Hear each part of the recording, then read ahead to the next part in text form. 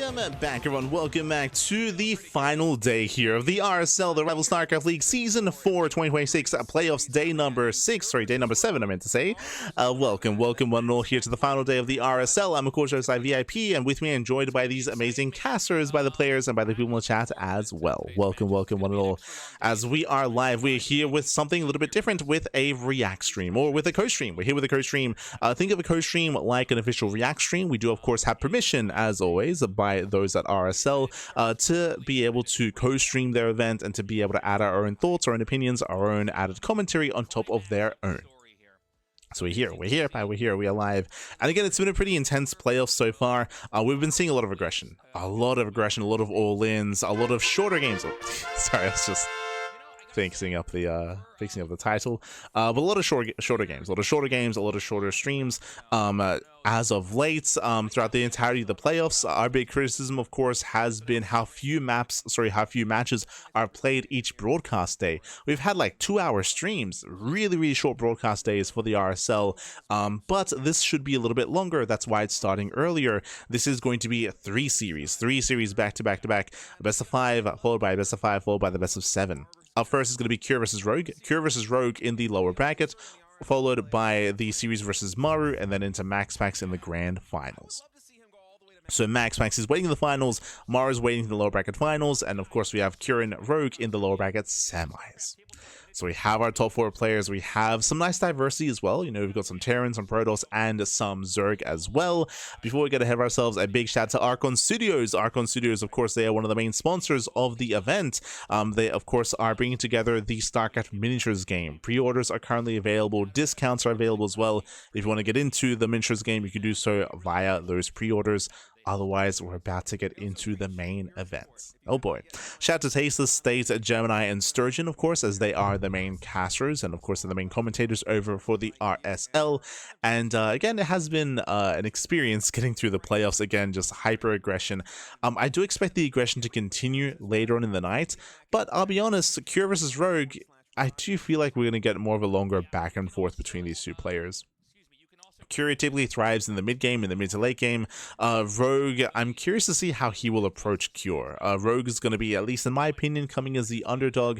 We'll see if he can hold his own. I would say that he's been the underdog for the entire tournament, but Rogue has had some really impressive results, having a big upset earlier against Hero. Hero was heavily favored. He's the best Protoss in the world, but he did get knocked down early by Rogue. With a really chaotic series. Really chaotic, a lot of all-ins, hyper-aggression. It was wild, and we'll see if some of that plays reflected here in the ZVT. We shall see. Also, for those that were curious, for those who maybe weren't here earlier, I was live on my personal channel going through some of the TLMC maps. There's a lot of maps to get through. There's not a lot of time, so I will have like a couple of streams going through the maps on my personal channel, and I'll have like a more of an in-depth summary stream here on the CranKy Ducklings. We'll be doing that throughout the course of the week. We will get there. We'll get there. I will get there. But again, there's a lot of maps to experience, a lot of maps to go through. Always exciting, of course, always exciting. And I'm excited to have my second hand at judging, of course, learning from previous experiences and applying that to this Team Liquid map contest. We'll apply. There is a raffle active. Take it away, Tasteless. Check your Patreon's your Patreon DMs. Of course, if you want to support the RSL, _RSL in the chat. There is a link to the Patreon. There's a link to the Patreon, so you can help support them that way. They're also going to be raffling out some of these posters. Honestly, the posters look really good. They look really good. Personally, I wish that the posters were available in a different way, like just like available for sale or something like that, just so you can like have a chance of getting it that way. But again, they're going to be raffling them out to the patrons. That gonna look right next to a big blown up photo of Grandma. The Gamba. We're gonna put it right here. Yeah, this thing is absolutely massive. It looks fantastic, and the one that we're gonna have is signed by the entire RSL crew. So make sure you pick it up. It is really a great piece of StarCraft 2 memorabilia, and that will only go up in value over time. It's kind of like Bitcoin if you think about it. So get yours when you can. And I think we're ready to go on to our match here today. So Cure versus Rogue. What is that behind Rogue? Every time I see that, is that like one of those dip machines? Oh, I thought you meant the air purifier, AC unit that you had in there. Yeah, I'm like, what, is that a PlayStation 6 behind him? That's crazy. So that's what they look like. Okay. I think, I can't remember who it was I was casting with before. They thought it was like the inverter that they have at some of these gyms in Korea where you just kind of strap yourself in and you flip yourself upside down for blood circulation reasons, which I never quite understood. I call those Batman machines. I use that. Hang from the ceiling? Because my spine is shaped like a question mark, but if I hang upside down, I unwind. And I gain about a foot in height when I do that. Yeah, I think it was Sturgeon who explained that was like an inverter or something. We're jumping in our series. We're jumping in. Here in the bottom right.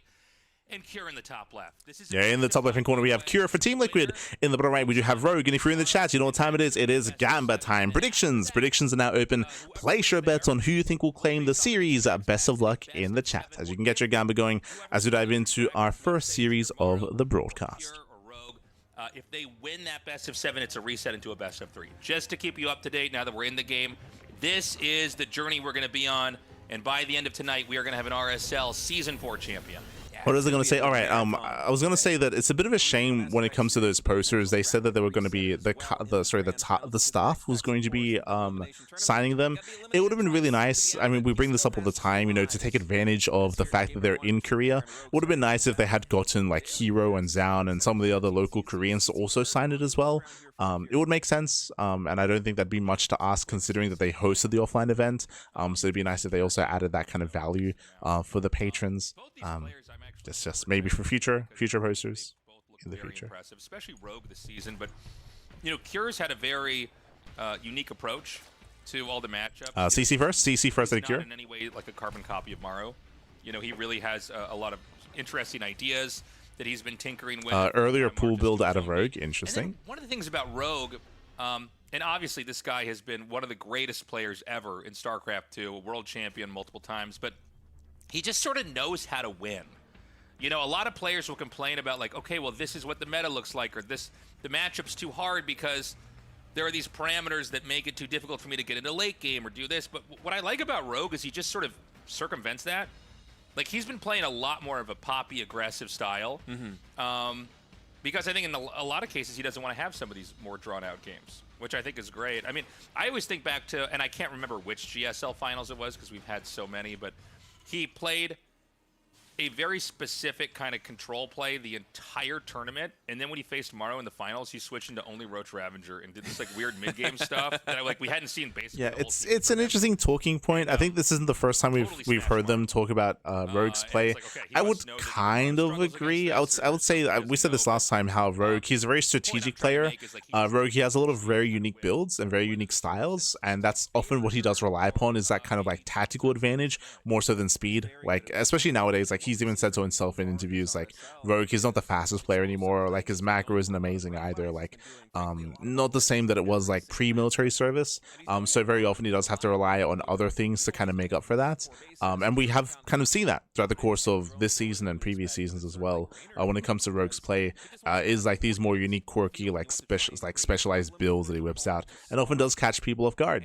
That's kind of where his strength lies. I feel like he's at more of a disadvantage if he's forced into a standard game. If Cure can slow the game down and get into like the mid game in a secure position, that's where I'm going to be more concerned for Rogue. Rogue, he has some decent late game play for sure, but we'll see if we can get there. We'll see. I mean, who knows? Maybe Rogue goes all the way and actually takes it. It is a lot of games that they're going to have Jesus. ahead. That is a what, 325 layer timing? Oh my god. Say that either Cure or Rogue were to go to the finals. If you recall, we did bring up that there was an earlier pool timing, later gases. We're still going to link speed, but we're going straight into the lair. Right, it has to be a little bit harder. If Max Plax plays flawlessly. I don't know if they've noticed that, but again, a lot of gas is being taken. This does scream 2-base muta, so it does look like 2-base muta here by Rogue, and so far Cure is in the dark as to what's going on. I believe he did not scout to the build because he went CC first, so he has very limited vision across the map. Cure doesn't know. Champion here for Cure and Rogue because of that bracket reset as well. Is Rogue going to try and get a Ling into the main base? Doesn't quite see the infrastructure, does spot the barracks and the starport, so a little bit further up that ramp than I thought he might be there with a vision, but obviously doesn't know that there's a 2 barracks follow-up to this one from Cure. Although, I must say, it's a pretty standard opening that we have Cure doing. It's not the greediest build in the world. It's only 1 engineering bay. We don't have a 3rd command center. Actually, hold that thought. We have 4 more barracks coming down. I wonder if we're going to have something really aggressive from Cure in a couple of minutes. Yeah, I actually was maybe a little bit deterministic about this in my head. I thought we would 100% have another command center. You know, this was like right when you started Cassie with me. After Okay, we're building up to 5 Raxes. I don't even know if they've acknowledged Aspire, by the way. But again, we're rushing into meter play. Again, so far unscouted. Cure, he might be able to turn this into an A-Rax with that initial 5 Rax setup, so he might throw 3 extra Raxes down. He has aggressive potential available for sure, but so far he's not ready for the meters. Curveball of a play. And you know, one thing about Rogue is he's very good at being greedy. Which is this could punish. Let's not forget, I still think about that game from Beyond 2 days ago, where he like basically did the cheese and it failed, and then he made a command center, and then just like did an all-in. Like the command center is part of the all-in because it makes you think that the game's going to go on. So maybe this push is going to do something. Cure is not getting add-ons on his extra Raxes. It's a really hyper aggression out of Cure. Rest of the game, because Zerg is usually able to kind of keep you off of a third base and slow you down and really like he's building up into a really high, really early Marine count for an early push. Right, stim in from Cure. He does not want to allow Rogue to spot exactly what the setup is. It's one of the reasons why I think we have 2 barracks hidden behind the mineral line in the natural expansion. 100%. Yep. Rogue is going for mutiling Baneling right now, and he's doing it on 60 drones, which is a relatively low drone count here on 3 bases. It's not full saturation just yet. And he needs to just make units basically nonstop from here on out, because there's no third command center for Cure. Cure is not trying to play a macro game. We don't necessarily have an SCV pool, but he is very committed to getting damage done right now. Okay, so the push is going to come out. The question is going to be, how much is this, you know, how effective will this actually be? Kind of funny to see he has the, oh my god, don't lose that bit of back. Okay, that was when the tank was in. I was going to say, right now it's all about Rogue slowing this down. Rogue has to try to slow this down. He has to try to pick away at the army. Right now, Rogue is not Cure's committing. do any extra damage as long as these medevacs stay safe. Is Baneling Speed done? Creep spread, by the way, is looking pretty strong. I think it might be. Obviously no 0-0. Sorry, we're on 0-0. Yeah, Baneling Speed is done. We're collapsing on tanks. Tanks on siege. He gets caught. From Cure off creep, but the Baneling's just a little bit Oh too my quick. god. +1 man, they're just sprinting. Just keep running. The reinforcements run headlong into the Banelings. These connections are pretty good here for Rogue, despite the split of Cure. Yeah, Rogue just catching him before he shuts us down. He connects. Actually set up to fire. There was no splash damage from Cure. Combat shields was not done. I think +1 just finished during that engagement, but oh man, that's a lot of momentum lost here for the Terran player. Yeah, that's rough. You know, the tanks are really the anchor in the push, and now he's got, you know, I mean, the Banshee. And remember, behind this Cure, he was all in. There's no third expansion on location behind this. Remember, he went for the extra Raxes. He didn't get any extra add-ons. This sort of awkward position. Cure, he has to win the game here. He's going to try to nudge himself a little bit further forward here, but the tank. Zerg's going to punish. Oh, he gets Rogue it. is so sick. Oh he just my snipes god. the tank. And Cure is really destabilized here. And now we're going to be in one of these games now where losing medevacs. it's going to be so hard to take an additional base. I think there are enough Lings and Banes you can basically just fight this. Oh, maybe not, actually. Oh my god. Some Marines are going to survive, but so many medevacs went down there for Cure that I think he almost completely reset the medevac count. Day of the week. There is still no crazy damage for Cure. He needs to make this work, and cost efficiency has almost been even between these two, which says a lot because Rogue is up 13 workers right now. He has that third base. The Mutas are going to swoop in again, take out another siege tank. Cure just cannot get a foothold. Saves the Banelings. Yeah, he is going to try to come in here for another surround again. It's only Lings. I don't believe there's any Banes with this, so you got to be careful not to overextend. Okay, here come the Banes with this as well. If he can get the tank again, that would be crazy. And a command center. And now we get the third CC. This third CC is so late for Cure. So late. Pretty low expansion powering style because things ramped up pretty quickly. But, you know, the third base is super important in StarCraft 2 because a lot of games are just basically, not a whole lot happens until the third base is up and running, basically. So Cure's going to be playing from a pretty tough spot. Now, he actually somehow just kind of slips through a blind spot here. They're both going to be taking huge hits at each other. The Mutas are going to be hitting these SCVs. Meanwhile, the fourth base is, I think it was either killed or denied. Yeah, fourth base gets canceled there by Rogue. As Cure is scrambling and trying to defend in the main base right now. He doesn't actually have any missile turret set up here in the natural. At this point, Cure can't turn around. He cannot turn around. He's going to commit. He has to end the game. 16 SCVs do fall. Marines are going to stim. Only one turret here going to guard the main. Okay, this is so risky for Rogue as he can only defend with half his army. On Rogue's side of the map, but Cure turns around? Wait, what? He comes home. There's nothing at home, Pappy. There's nothing here. Those bases. Now the main is starting to mine out. These Mutalisks have gotten so much value already. Not just sniping the siege tanks and the medevacs earlier on, but also this counterpunch coming in and just completely decimating the mineral lines of Cure. Down to 31 workers. 1 or 2 mutas will fall here. That's a nice catch by Cure, but he has a lot of ground to make up. Yeah. Cure is going to have that base up, but this is where it slows down. That 2-base failed push really makes the game pretty silent for a little bit, right? Like, Rogue can obviously fly around and try to look for any damage he can get away with here, but this is where the Zerg gets to suddenly power up. You get to really flex your position here on the map and expand everywhere. And well, bearing in mind, this isn't just about, you know, the failed all-in. It's also about the fact that 17 SCVs just were killed. Like, they just went down. Like, it was critical economic damage. Cure, he's limping along, and Rogue is free to drone and free to max out. Position, but it's not as strong as it could be.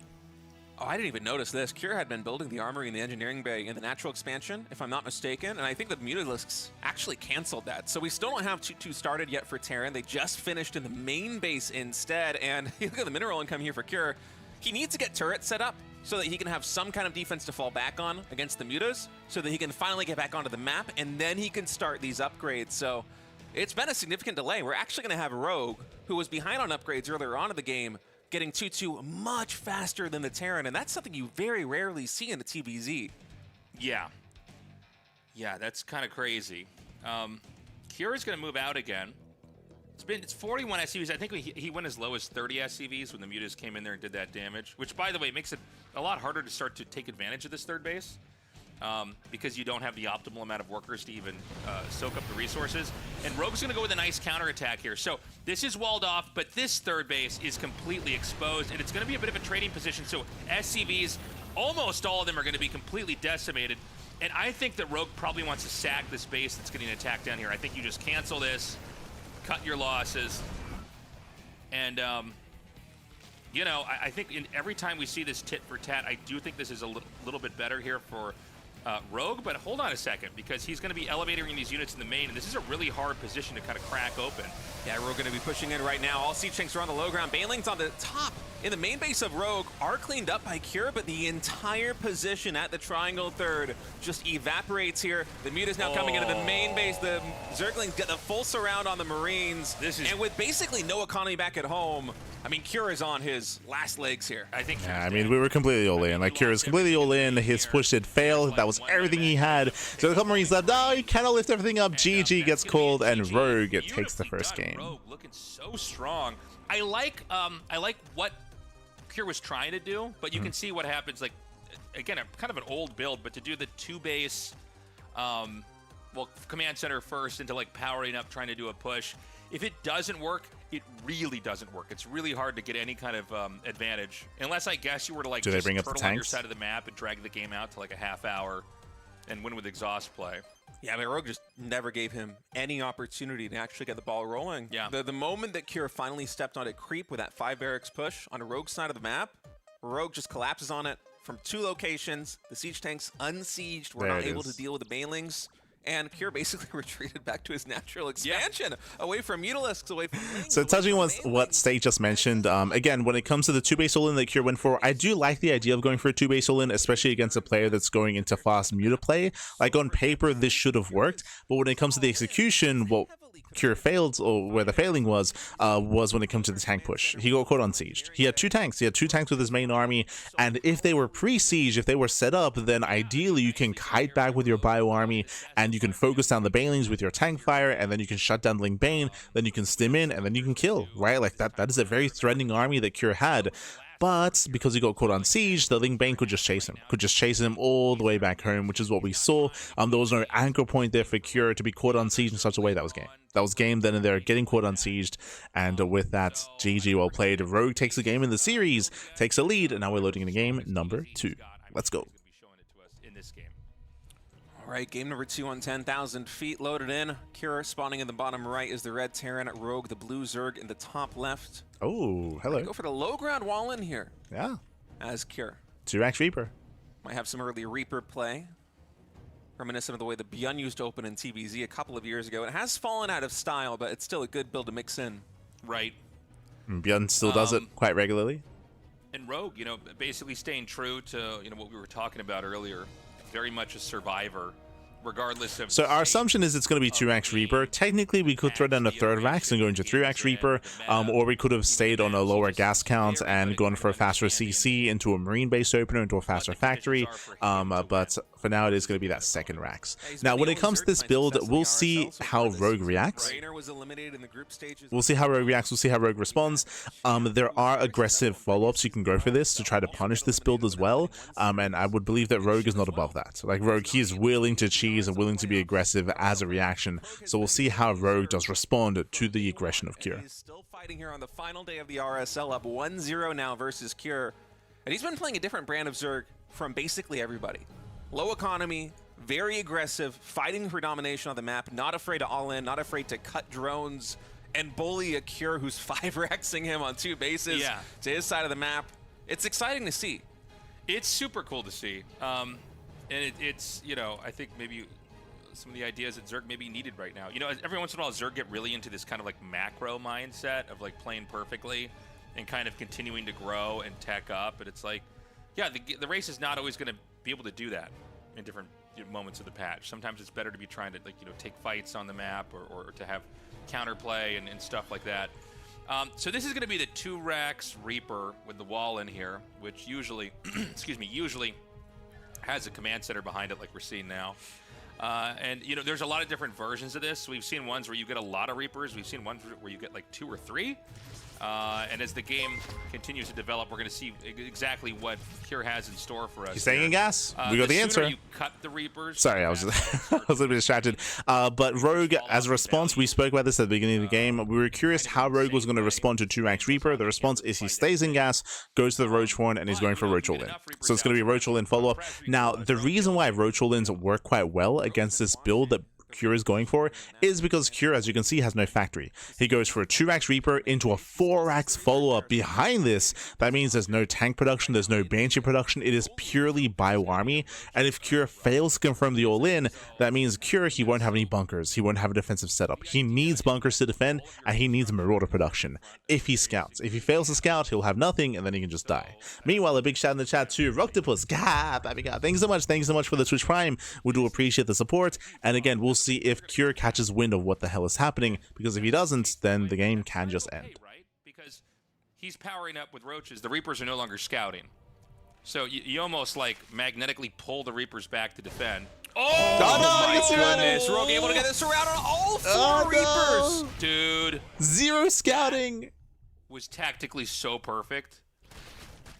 No bunker, no bunker, exposed low ground. And then Rogue knows where every single here come the Roaches. Here comes the all-in. Where Cure is going to go, should he decide to move to Rogue. This is just over. Intercepts them, and this is just game. A trickling of Marines. He's got vanilla Marines. From one more barracks in the like, how do you hold? Obviously, he has to pull the boys. He has to pull the boys. All started here for Cure. Actually, a 4th barracks even for Cure. So he still doesn't know. He's in a good position, but none of these upgrades are going to be in time. Yeah. And already the Ravagers are coming now into the natural expansion. That tech lab. Okay, has to pull the boys. Mash repair. Here.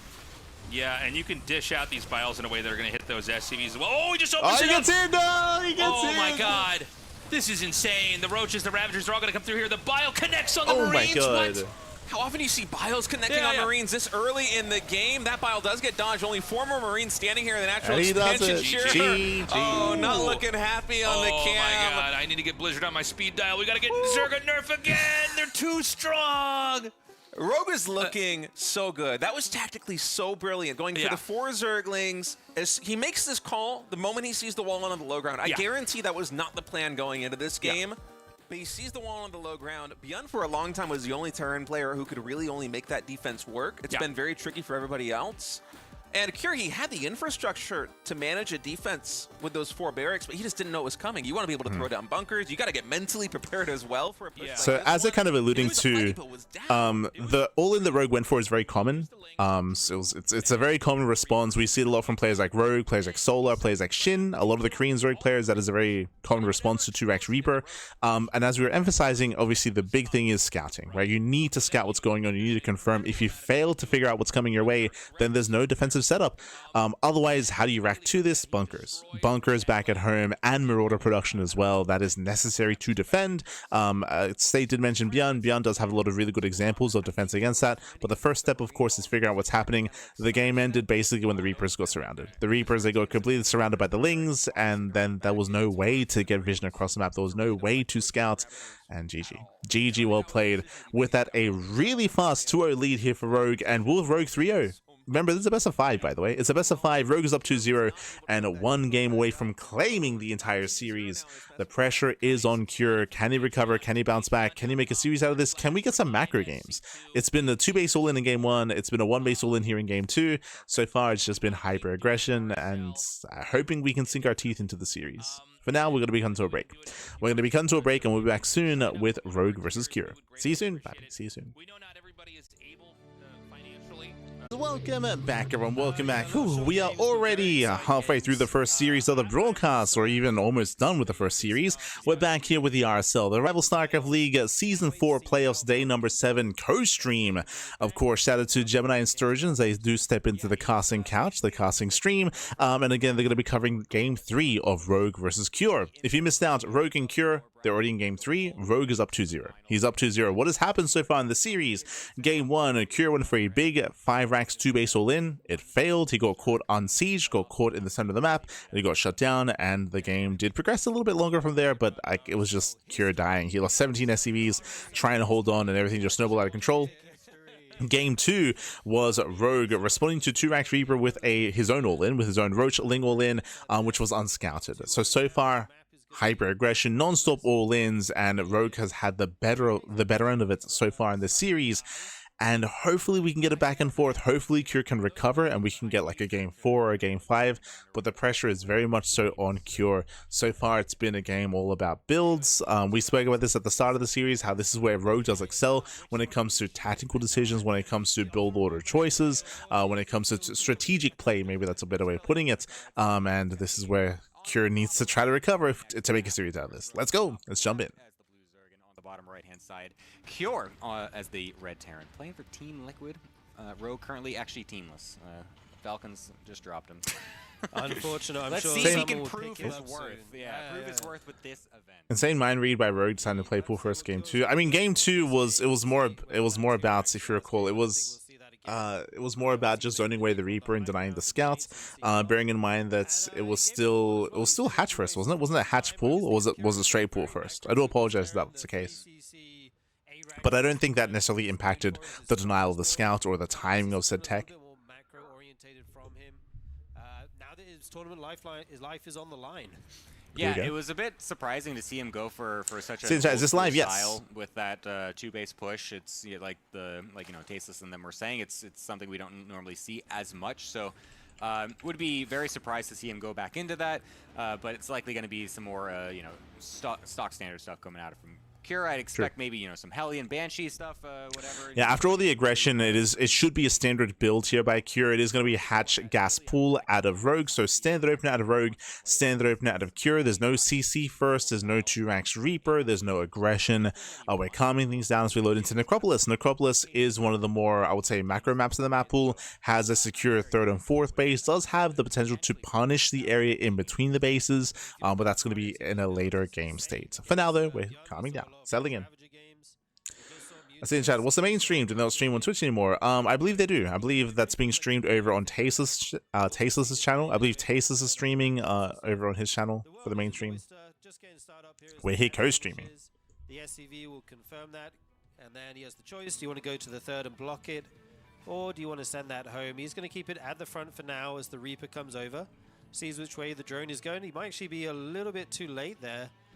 He doesn't have the minerals just yet, so he will be able to get the block. And the Reaper goes to the other base as well. This could be a little bit annoying if he doesn't get that hatchery down in time. Oh, okay, forced to take the Vespene here. Yeah, at least keeping the drone alive is nice, so losing that would have been very annoying. Yeah, shaky start here from Rogue being stuck on 2 bases. knowing that this Reaper is going to stay pretty committed on his side. Needs to be very careful gets a with the drone. drones, though, as he does miss that one chance to block the Reaper damage and does lose the drone. But of course, those forward lings are getting sent across. There's no bunker being made, and there's no, it looks like there's only a single Marine out. It is on the high ground, though, so that will not get surrounded, can just lift that depot. And unfortunately for him, the SCV actually does finish that command center in time. Will still lose it, but does not, there you go, but does not actually get the delay on the command center with those forward lings. So a bit unfortunate for Rogue. Yeah, if you stop that CC building, that's a huge win, but just in the nick of time, it's Cure. Yeah, so far, really nice stuff for Cure. He delayed the third base of Rogue, he killed the drone, and he's able to get into his own 3 CC setup without being contested. So really clean opener here by our Terran player, and we'll see if Rogue can recover coming into the mid-game. There's nothing that's game-ending so far. It has been a better start for Cure, but these are slight leads. It's nothing too major. And two lings just running around the map. Checking there's nothing sneaky going on. Yeah, one going on at the top right-hand side as well. Rogue just really making sure that there's nothing crazy happening. Doesn't want to get super caught off guard. Maybe Cure might want to try for something really interesting, considering the fact that it's, you know, he's down. Maybe he has to take some risks here and there, but Cure, I think, we said it before, in this type of position, he's not the player that's going to be going for that. That's something that maybe like Mara would go for, or maybe Beyond or something like that, if they weren't already being insanely aggressive in the first place earlier in the series. But Cure is the one that's just going to go back to what he is known for, which is, again, that Hellion Banshee play, 3CC, getting Cloak as well. Very standard from him. So this is what we kind of know is... Yeah, right now it's just all about rotations. It's just all about rotating back and forth, looking for a way in, just keeping tabs on Rogue. And again, after a very chaotic series, this is the most standard game we've seen so far. Like, there's nothing crazy. We're just droning, saturating. Again, Rogue had a slight hiccup when it came to the early game. Overlord Scout does confirm the Banshee play. It is going to be a lair first out of Rogue, going for the lair at 4:30. Banshee in production as well as Cloak. Obviously, it could be a fake, but good to know that that is a possible thing that the Terran is making. Going up towards his lair, not a super quick one or anything this game. Has his Baneling Nest coming down as well. And right now, we're just waiting to see if Kirill wants to just deny creep, or if he's going to dive these Hellions once the Banshee comes across, and how much damage he can get done. He actually has the Banshees grouped with the Hellion for the moment. Maybe you want to split those off. You can kind of do it two ways, right? You can group everything and try and kill Queens, or you can split the Hellions and the Banshees up and try and get as many workers as you can. So let's see what the approach he goes for here. Yeah, Hellion's going over on the right-hand side. Banshee right along with them as well. Scan getting thrown down to kill off some of these creep tumors. Could dive onto this queen as well, as there's not many lings here to support this. The only ones alive are getting held back because they will get killed off very easily, but nicely done by Rogue to bring those other queens over, rotate them in, and be able to keep the other one alive. A singular ling is going to... Yeah, again, like Cure, he had no intention of breaking that position. It's just trading. It's just about trading off lings, or I should say killing lings in preparation for the eventual 7-minute push, building up into stim, +1 into tanks, into the eventual move out here for Cure. So we're still just kind of having a really passive, really tame early game here. So far, it's all about that eventual move out that Cure is building up towards the next couple of minutes. Oh, and we have our tech out of Rogue going into Mutas. Okay. With the double Evo as well. Interesting. That melee and armor upgrade going. And yeah, I think Muta's worked really well for him in the first game. Why not go for it again? His control is so good with the Mutist. He's so active with them, picks off so much. The Banshees here pick up 3 drones. I don't know if I would reference game number 1 with this game. There were 2 very different builds and very different scenarios. Remember, game 1 was 2-base Muta. It was a 2:35 lair timing in game 1. On Missing You Today, where Rogue did commit into hyper aggression, here it's a standard build here. Lair first at 4 minutes, at 4:30 I should say, into a much later Aspire. So this time there's no surprise factor. There's no surprise factor. There's no big like moments, big power spike. Instead we have 1-1 upgrades, Ling Bane into Mutas later. It's a much more tame, much more standard build. So I didn't know if I would say this is comparable to game 1. He's going to be in such an amazing position here. He's taken another base, so we'll be able to actually put those workers to use. His eco is super strong right now, and once the Mutas still unscouted though. True. That is the comparison. Still unscouted. Nicely run by. He gets in. Yeah, this is quite nice. Really Cure, unexpected to have this come over here. Luckily, the Banshees are back, and we'll be able to deal with that a little bit. But the SCVs need to evacuate, and a lot of them are going down. Whereas the push from Cure is not really threatening anything just yet. The tank is still kind of far away, so the Marines need to go very far forward to find any damage and kind of bait Rogue into this actual fight. fight. You can see Rogue even trying to go for some sort of a flank with the units, but it takes forever for these units to actually get there. Yeah, 9 SCVs and 9 SCV kills. We can see Rogue trying to set up that surround. Commits to another run by. He can even just go for a counterattack with these Lings as well. Yeah, he's doing a really good job of threatening these counterattacks, keep the rest of the Terran army at home, and then hopefully swamp on the front force and clear all of this up. I think Cure senses it though, and he may just decide to pull back here. We just saw him make like 15 mutas at a time or something. So he has a bunch of them out right now. You can start to pick off these tanks. That one tank's been left there basically to die if Rogue finds it. Yeah, those rocks not being knocked down makes it so difficult for Rogue to commit. Yeah, and 1-1 Rogue just cannot engage. Goes to the counterattack, goes to the base raid, commits with everything. And he's also going to go for a massive counterattack with the mutas spawning out and the Lings coming as well. So it's going to force everything back home. SCVs again being forced to run away, and a massive Baneling shot getting killed, killing a lot of those. And he forces Cure back home. Successful. 19 SCVs. Oh my god. Cure is taking insane amounts of damage. This is too much. Oh, walking over a giant pack of Marines. Don't want to have that happening as Rogue, but still, overall, good damage from him. That is like the only way you can lose this game right now is if you somehow sack your whole flock of mutas. Luckily, he doesn't lose an insane amount. Still quite a few, though they are very expensive. Those 3 meters going down. Cure is completely all in, and Rogue all he has to do is survive. Just survive the all in. Survive the pushback. Basically, he's got everything going for him right now. He's counterattacking again. Way at a similar time to the Terran.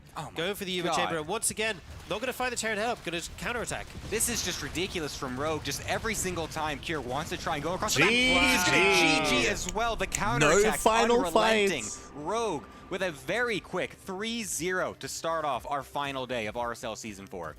Cure couldn't even get the fight he wanted at the end, like the big fight. He just forced to run home repeatedly, try to defend, and it felt like he was a bit indecisive with his push. Like he wanted to make the push, but then he got stopped. And he ends up just sitting outside the Zerg base for like 3 or 4 minutes. Not committing at any moment. And then forced to go home. It's really unfortunate because just the way the map worked out, like he got that cool little anchoring position at the bottom of the ramp, but it doesn't threaten anything. Like I had mentioned, like you have to go so far forward with the Marines. Normally how that works is that you can kind of try to bait them in because the tank shots are going to be shelling something, or at least the Marines can dip and dive pretty close to the tank. GG, well played. And again, Cure, he just never got to play his game, to be honest. He never got to Cure, he never got to play any StarCraft map. He never got to play hybrid aggression every single game here. Game 1, as I mentioned before, was a Cure going for a 2-base all-in, and for the all-in failing as Cure got caught unsieged. Game number 2, we saw that Rogue, he was the one to go for the all-in instead. He was able to catch Cure out on siege and out of position and unawares, maybe that's a better way of putting it, was unawares of the all-in. And here in game number 3, we saw that Cure, he was being aggressive on 3 bases. It did make plenty of sense, but we saw that Rogue just counterattacked. He was able to counterattack. He had a crazy Ling run by killing 9 SCVs initially, and then another Ling counterattack as well. I'm personally surprised that Cure turned around. I'm surprised that he turned around to defend. The moment that happened, that was game. Like he had to make something happen with his army. He had to push, and he wasn't quite able to, didn't find the opportunity to, and with that, GG well played. He failed to push out, he failed to be aggressive, and he also failed to defend back at home as well. He was torn apart by the Ling Bane muta play. GG well played. With that, Rogue will advance on to the next round, 3-0, and now he'll be facing off against Maru in another ZVT. See you soon after the break. See you soon. Is that a best of 7? Tasteless here. I am going to be showing you the StarCraft tabletop miniatures game again, and this time we're going to be unboxing it. Oh, he's unboxing. This thing is massive. All right. Good casting lights. I'm missing Sordo from the original cast. Yeah, it would have been nice. So much is in here. This is crazy. It would have been nice if they got sort of in for sure. From the ground, as well Let's have a look. Some kind of shots, I think, from Terran Marines here. These are little crosses here for the medics. Some plating here. It looks like for Marines and Marauders. And then we go into all purple here, and I assume all these purple ones are different build outs for different Zerg units. I think it's each one is a Zergling here. This has got to be the Queen? No, this could be Sarah Kerrigan. Okay, so now these are all the Terran parts, and you can see. Is he gonna build it? Just how much detail. Are we building on stream? Let's go. Like they keep it really true to Blizzard artwork for how the game looks. It looks basically identical. Yeah, best of 7. Best of 7. You see in the. All right, we'll cut to a break. We'll cut to a break. Let him build, Pappy. Let him build. A lot of love went into this.